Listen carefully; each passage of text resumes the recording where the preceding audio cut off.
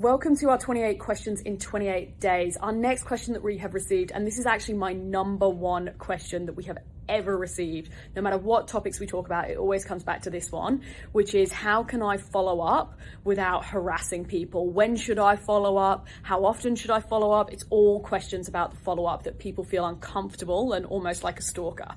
So here's our top tips to follow up without stalking.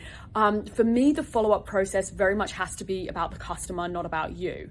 So where some people say, oh, you should follow up after 2 days or 3 days, or our sales processes, we follow up after 5 days. That's all about you. And I personally don't subscribe to that and don't like that. I prefer to ask the right questions of the prospect so that we follow up in alignment with them. So for example, I typically make decisions pretty quickly. So if you said to me, hey, Abby, when would be a good time to check back in with you? I might say to you, I'm just going to have a think about it tonight. I'm just going to sleep on it, check back in with me tomorrow. And so actually in that case, you would be updating your CRM to check back in tomorrow. In other instances, you might talk to me and I might say, look, I don't have budget at the moment. I'm thinking about doing this next quarter.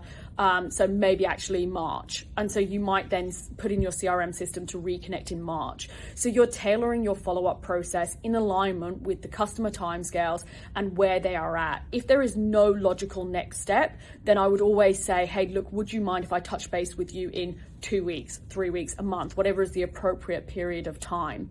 And what I think is most important out of all of this is just making sure that there is consistently a next step. Statistically speaking, 90% of deals stall because the sales rep did not ask for the next step.